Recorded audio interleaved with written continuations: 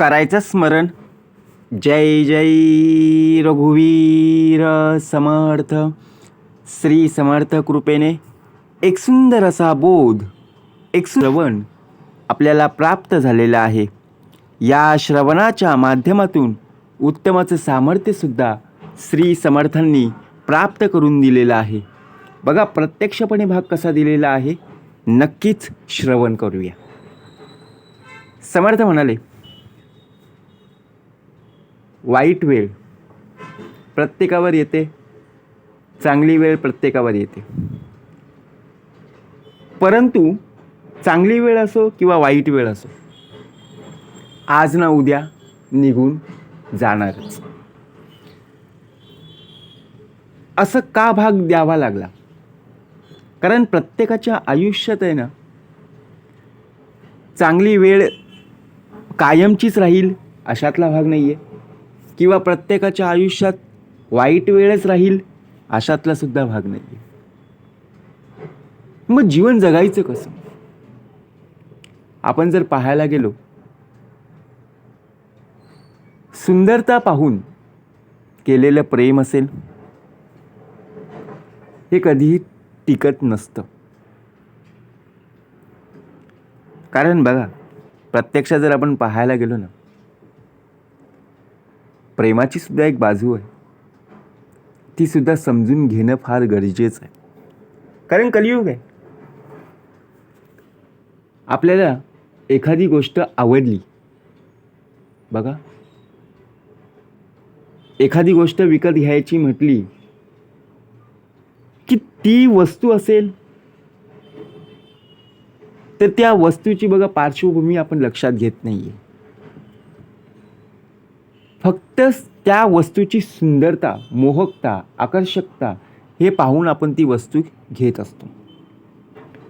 आणि घरी आणल्यानंतर बघा ती वस्तू खराब होते. आपण काय विचार करतो, अरे मी कष्ट केले होते, मेहनत केली होती, ती पैशाने वस्तू खरेदी केली आणि बघा घरी आणल्यानंतर बंद पडली.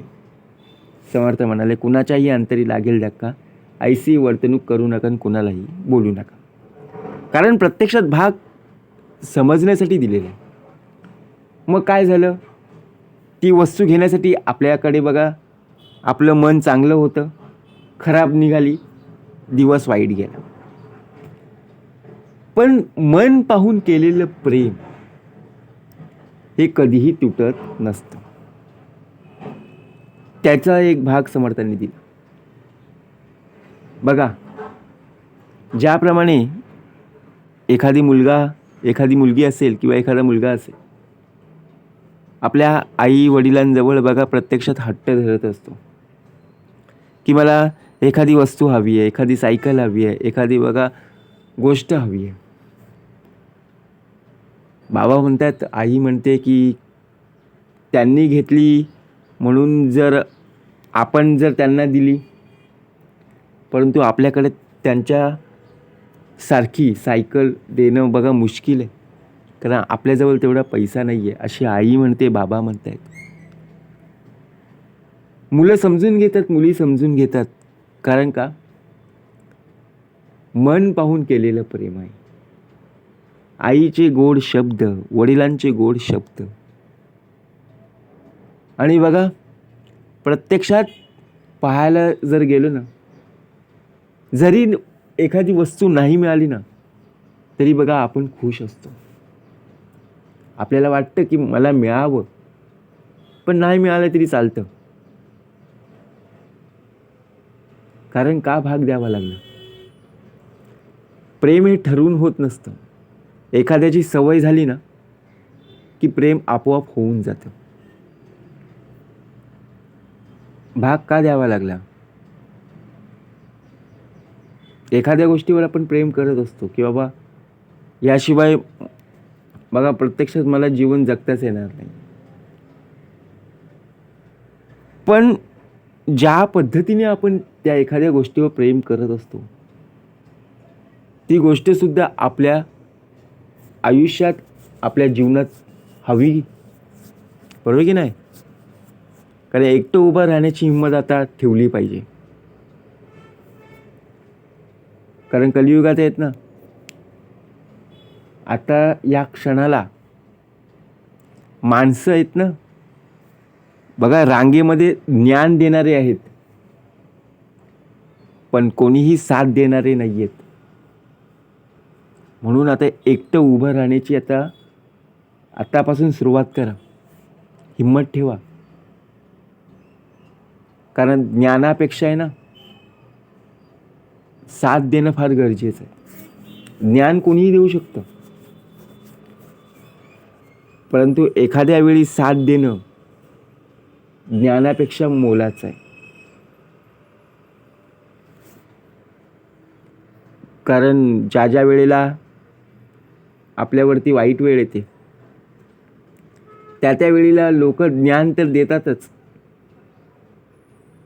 पण आपल्याला बघा प्रत्यक्षात असं वाटतं की आता माझ्या पायाखालची जमीनच सरकली आहे. लोक मला ज्ञान तर देतातच, पण साथ तर कोणी देत नाहीये. सर्व रस्ते बंद झालेत, पुढे जाणारच कसं? मग यासाठी आपल्याला काय हवंय? साथ हवी ना. पण प्रत्यक्षात या युगामध्ये आता हिम्मत ठेवली पाहिजे, एकटं उभं राहता आलं पाहिजे. कोणावरती अवलंबून तर राहता येणार नाहीये. समर्थ म्हणाले, जो दुसऱ्यांवरी विसंबला त्याचा कार्यभाग बुडाला, जो स्वयेची कष्ट ते गेला तोची भला.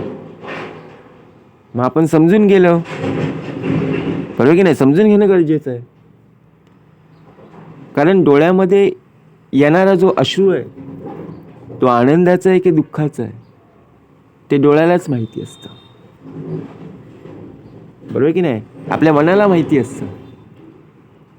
पण त्याच डोळ्यातलं येणारं पाणी एखाद्या वेळी बघा दुःखाचा असेल तर तो बघा त्रासदायक असतो, आणि सुखाचा जरी असला तरी सुद्धा बघा प्रत्यक्षात तेच डोळे आपल्याला आनंद देऊन जात असतात. आपल्या सोयीचा विचार करून आपण आतापर्यंत जर पाहायला गेलो, आपण अनेक प्रकारची नाती सांभाळलीत, पाहिलीत, अनुभवलीत, परंतु लोकांकडे पाहण्याचा जो दृष्टिकोन होता, कारण लोक स्वार्थी वृत्तीकडे सर्वात जास्त आहेत. जबाबदारी कोणीही घेत नाहीये. ज्या ज्या वेळेला बघा वाईट दिवस पाहायला मिळतात, त्या वेळेला त्याच जबाबदारीने उभं राहायला हवं, तेव्हाच ते वाईट दिवस निघून जातील ना. परंतु वाईट दिवस आले की आपण बघा हात बांधून बसतो. सर्व लोकांना आपण सांगत बसतो की बाबा माझ्यावर आता वाईट वेळ आलेली आहे, वाईट प्रसंग उद्भवलेला आहे. सांगून कधीही बघा ते वाईट दिवस जाणार नाहीत. त्यासाठी मेहनत करणं, प्रयत्न करणं फार गरजेचं आहे. तेव्हा चांगले दिवस पाहायला मिळतील ना, बरोबर की नाही? म्हणून समर्थ म्हणाले, आपण स्वतःहून स्वतःची सोय केली गेली पाहिजे. आपण आपली सोय दुसऱ्यांवरती बघा अवलंबून राहतो आपल्या सोयीसाठी, की हा माझी सोय करील किंवा ती माझी सोय करेल. नाही हो, स्वतःला एकटेपणात गुंतवून बघा प्रत्यक्षात पाहायला जर गेलो ना, अनेक प्रकारची लोक आपल्याला पाहायला मिळतात. अनेक गर्विष्ठ असतात, अनेक प्रामाणिक सुद्धा असतात, परंतु काही लोक विश्वासघात सुद्धा असतात. कारण का? आपल्याला सवय झालेली असते, परंतु आपण स्वतःहून स्वतःला एकटेपणात गुंतून ठेवायचं. कारण ज्या पद्धतीने आज ना उद्या तरी आलेली वाईट वेळ निघून जाणार आहे, यावर विश्वास ठेवून आपण काय केलं पाहिजे? आतापासून सावध राहणं गरजेचं आहे. आपण अनेक प्रकारची पुस्तकं वाचत असतो. अनेक माणसांचं ज्ञान, अनेक माणसांचं विचार आपल्या डोक्यामध्ये चालूच असतात. लोक ज्ञान देणारे आहेत. पुस्तक वाचलं की त्यातून सुद्धा ज्ञान प्राप्त होतं. परंतु जर आपण स्वतःहून सुरुवात केली नाही, ते आपण आचरणात आणले नाही, तर उपयोग काय? म्हणून समर्थ म्हणाले, ज्या पद्धतीने आपण आतापर्यंत पाहिलं, आज माझ्यावर ही वेळ का येऊन ठेपलेली आहे, याचं कारण आपण शोधलं पाहिजे. लोकांकडे जाऊन जर पाहायला गेलास तर बघा, प्रत्यक्षात तुझी किंमत लोक कमी करतील. तर बघा, आपण विचार करतो, अरे आजकाल नाती खूप स्वस्त झाली, बरोबर आहे की नाही? तरी सुद्धा पारडं रिकामच राहतं. कारण आताच्या या कलियुगामध्ये तोलून मापून कोणीही बोलत नाहीये. नीट पारखून बघा, प्रत्यक्षपणे बोललं जातं. मग आपण विचार करतो, अरे आपली किंमत कवडी मोल आहे हो. एवढं आपण नाव कमावलं होतं, एवढी आपण मेहनत केली होती, पण आज ही माझ्यावर का वाईट परिस्थिती ओढावली? मग जी वाईट परिस्थिती ओढावलेली आहे ती काय शेवटपर्यंत राहणार आहे का? नाही ना. तुमच्या शब्दांना किंमत असणं फार गरजेचं आहे. आपण आपल्या शब्दांवरच ठाम नसतो तर लोक आपल्याला बघा किंमत देतील का? आपण समजून जाणं गरजेचं आहे. कारण बघा, ज्याप्रमाणे प्रत्येक क्षण हा नेहमी मोठाच असतो, प्रत्येक वेळ ही फार महत्त्वाची असते. आपण काय करत असतो बघा, एखादं कार्य करत असताना आहे ना, आता नाही, मी जेवल्यानंतर ते कार्य करीन, परंतु जेवल्यानंतर बघा आपल्याला झोप येते, आळस येतं, मग ते काम राहून जातं. मग ते करता करता संध्याकाळ होते बघा, आपण ते काम तसंच ठेवतो. मग निघून गेली ना वेळ. मग वाईट वेळ निघून गेली, चांगली वेळ निघून गेली. वेळ तर निघून गेलेली आहे, पण एक वैशिष्ट्य आहे की त्या वेळेला आपण थांबू शकलो नाही. चांगली असो किंवा वाईट असो, प्रत्येक वेळेला आपला देह तिथं उभा होता. म्हणून समर्थ म्हणाले, ज्या ज्या वेळेला लोक आपल्याला बघा बदनामी करतील, त्या त्या वेळेला त्याच ठिकाणी सदैव प्रामाणिक उभा राहा. तुला कसलीच कमी पडणार नाही. पण विचार कर, त्यावेळेला तुला तिथे अपमान सहन करावा लागेल. त्यावेळी तुझ्या मनाला खूप वेदना होतील. पण अपमान सहन करूनही बघा, प्रत्यक्षात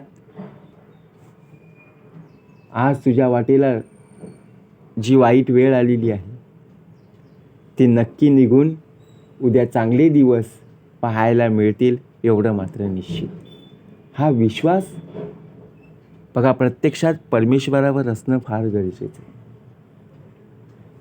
जय जय रघुवीर समर्थ.